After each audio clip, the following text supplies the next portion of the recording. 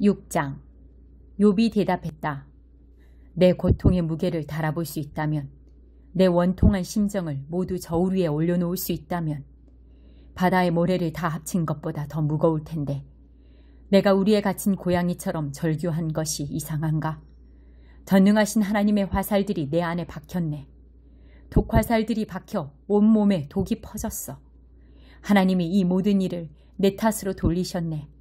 먹을 풀이 없으면 나귀와 소가 울기 마련이니 이런 상황에서 내가 입 다물고 있기를 바라지 말게. 하나님이 내 접시에 담아주신 것이 보이는가? 그것들 앞에서 어느 누가 제정신일 수 있겠는가? 내 안에 모든 것이 진저리를 치니 속이 다 메스꺼리네. 내가 오직 원하는 것은 한 가지, 기도 응답뿐. 내 마지막 간구를 들어주시는 것.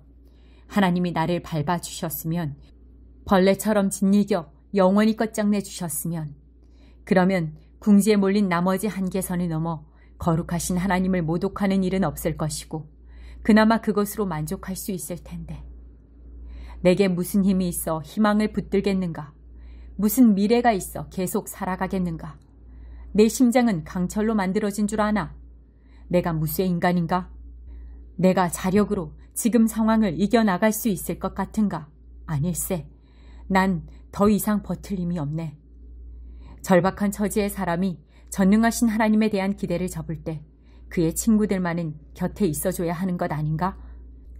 그런데 형제처럼 여긴 내 친구들이 사막의 협곡처럼 변덕스럽군. 어떤 때는 눈과 얼음이 녹은 물을 산에서 콸콸 흘려보내다가도 한여름이 되면 햇볕에 바싹 마른 골짜기로 변하는 딱 그 짝이야. 여행자들이 마실 물을 기대하고 힘들게 왔다가 결국 바싹 마른 협곡에 이르러 갈증으로 죽는다네.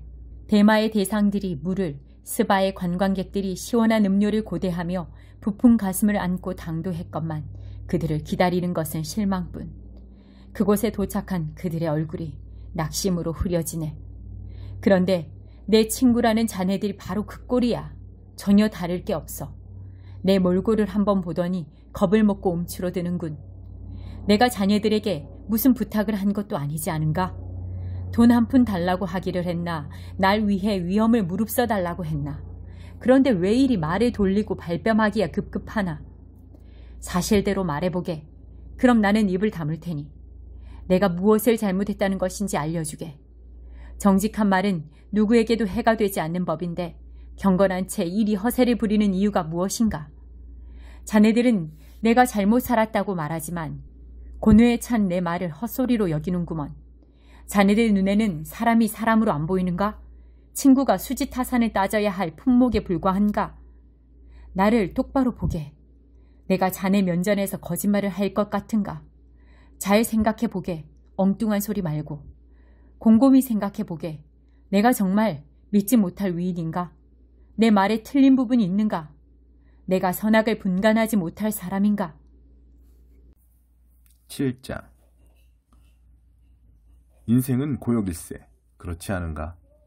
종신 중노동형이지. 나는 휴식 시간을 간절히 바라는 농장 일꾼이요. 싹 받을 날만 기다리는 떠돌이 품꾼 신세일세. 내게 할당된 것은 정처 없이 굽이굽이 흘러가는 인생, 목적 없는 시간들, 그리고 고통의 밤이네. 잠자리에 들면서 일어나려면 얼마나 남았지부터 생각한다네. 밤이 깊도록 이리저리 뒤척이다 보면 아주 지긋지긋해. 내 몸은 구더기와 상처 딱지로 온통 뒤덮였네. 내 살은 비늘처럼 딱딱해지다가 터져서 고름이 줄줄 흐른다네. 나의 나날은 뜨개 비늘의 움직임보다 빠르게 지나갔지만 도중에 실이 떨어져 중단되는 미완성 인생이야. 하나님, 내 생명이 한낱 입김에 불과한 것을 잊지 말아 주십시오. 내 눈은 더 이상 좋은 일을 보지 못할 것입니다. 주님의 눈이 더 이상 내게 미치지 않습니다. 이제는 주께서 살피셔도 내 모습이 보이지 않을 것입니다. 증발한 구름은 영원히 사라지고 무덤에 들어간 자는 되돌아오지 못합니다. 다시 와서 가족을 찾아갈 수 없고 차 한잔하러 친구를 방문할 수도 없습니다. 그래서 나는 잠잠히 있지 않고 내 사정을 모조리 다 이야기하렵니다. 드높은 하늘에 쏟아내는 나의 항의는 거칠지만 정직합니다.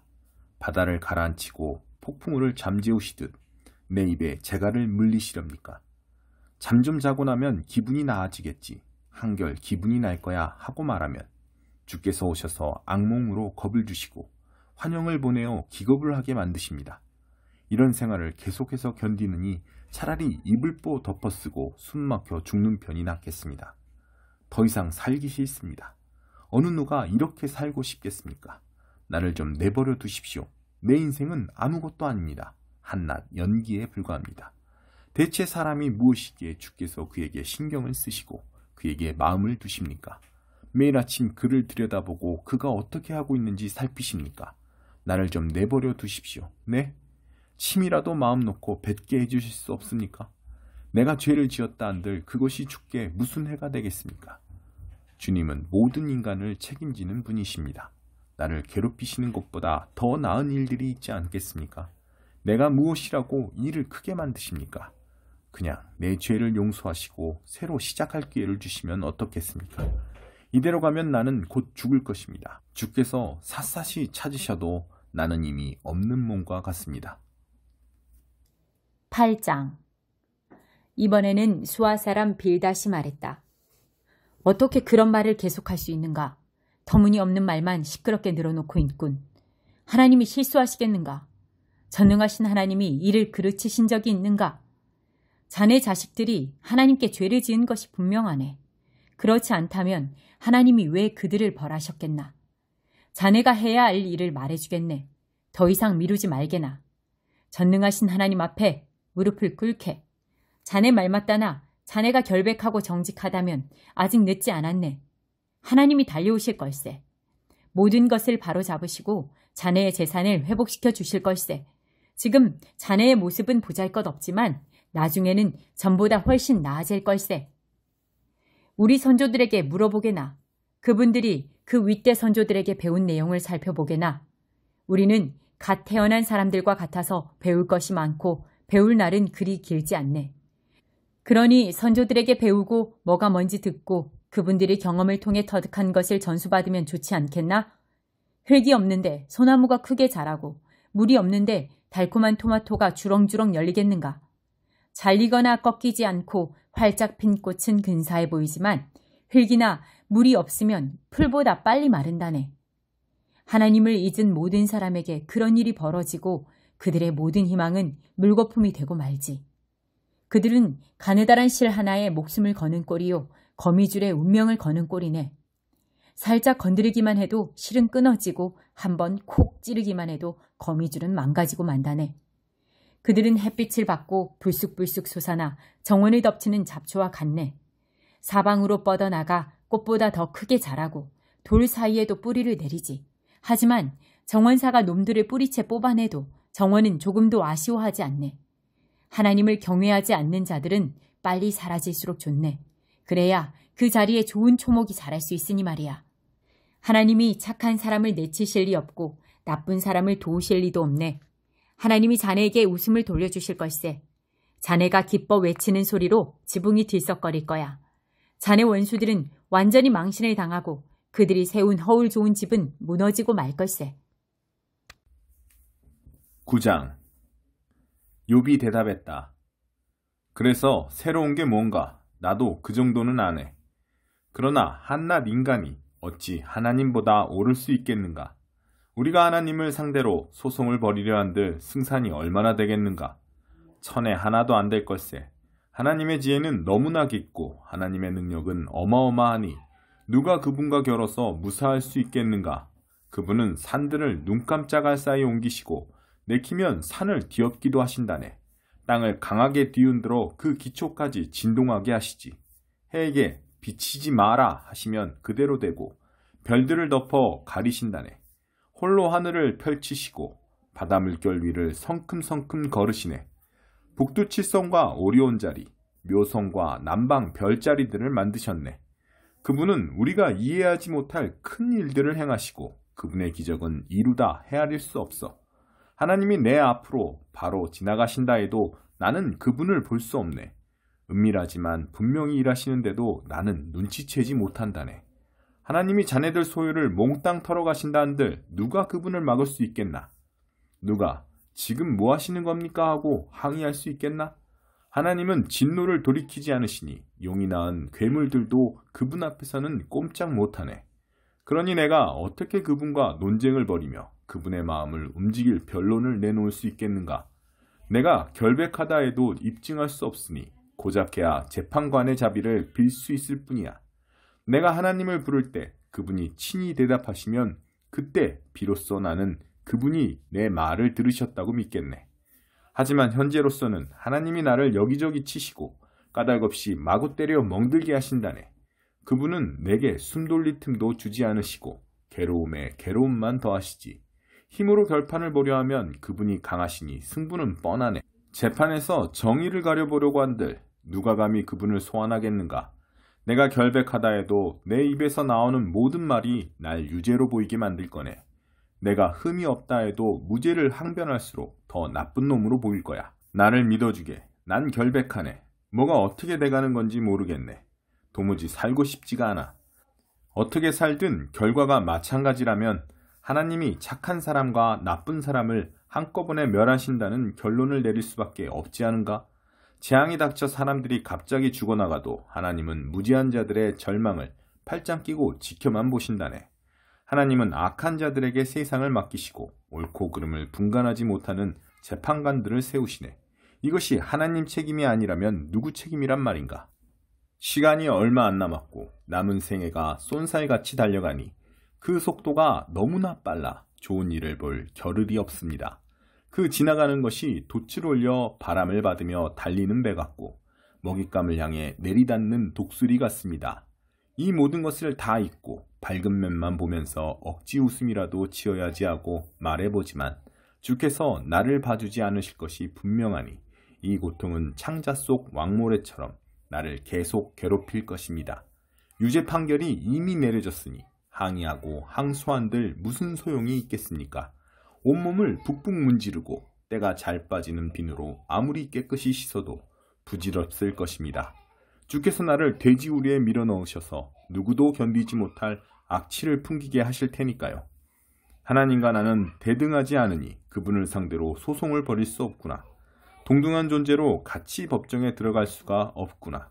하나님과 나 사이에 개입하여 내가 살 기회를 열어주고 내 멱살을 틀어진 하나님의 손을 풀어 이 두려움에서 벗어나 다시 숨을 쉴 수 있게 해줄 중재자가 있다면 얼마나 좋을까.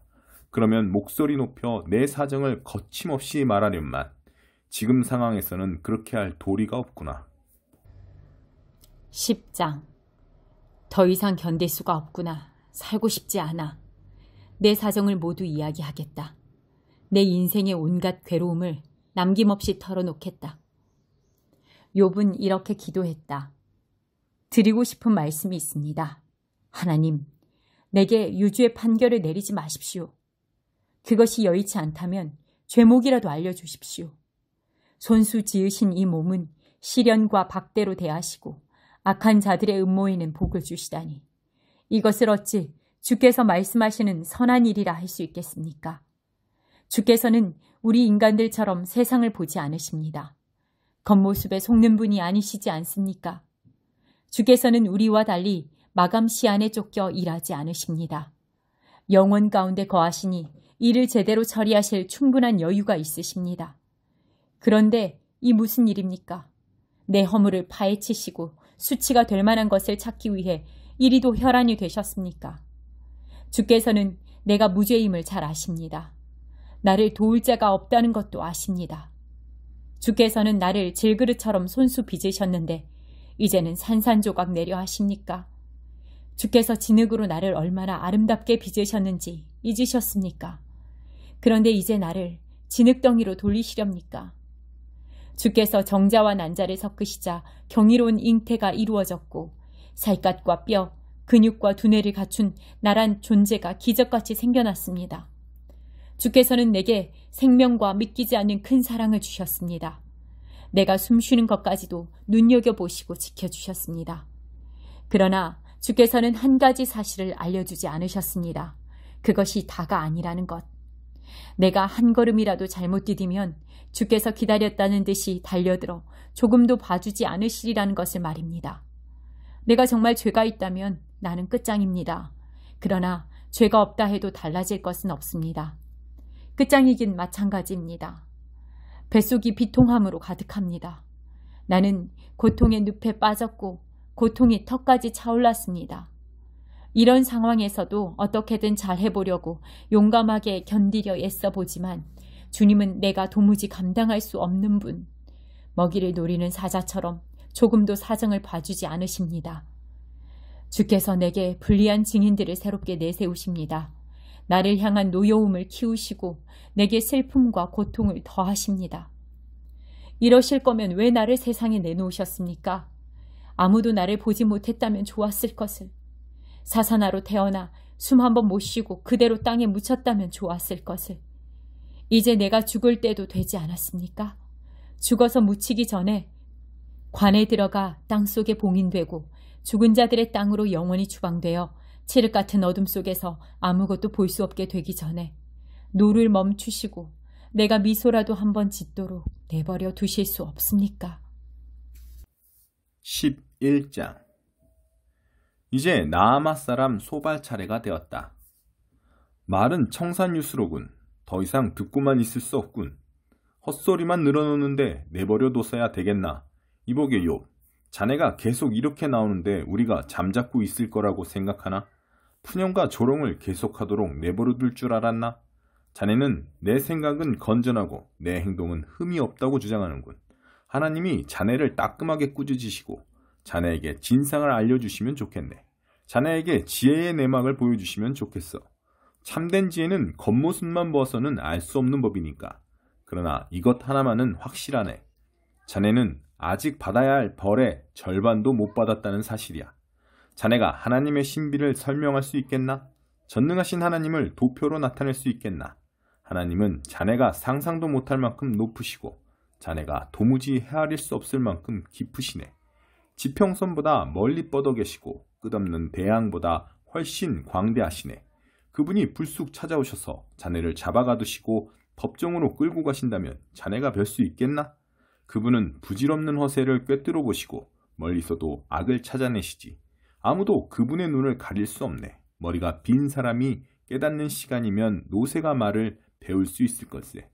그래도 자네가 하나님을 갈망하고 그분께 손을 내민다면 자네 손에 묻은 죄를 털어내고 집안에 악을 간직하지 않는다면 부끄럼 없이 세상을 마주하면서 죄책감과 두려움 없이 당당하게 살아갈 수 있을 걸세. 자네는 괴롭던 일을 다 잊어버리고 오래되어 빛바랜 사진처럼 여기게 될 걸세. 자네의 세상은 햇빛으로 씻김을 받고 모든 그늘은 여명에 흩어질 걸세. 자네는 희망에 부풀어 긴장을 풀고 자신감을 되찾을 거야.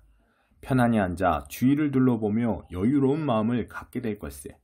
아무 염려 없이 마음을 터놓고 사는 자네에게 많은 이들이 찾아와 복을 빌어달라고 구할 거야. 그러나 악인들은 이런 일을 보지 못할 거네. 그들은 기대할 만한 것이 아무것도 없이 막다른 골목으로 달려가고 있네.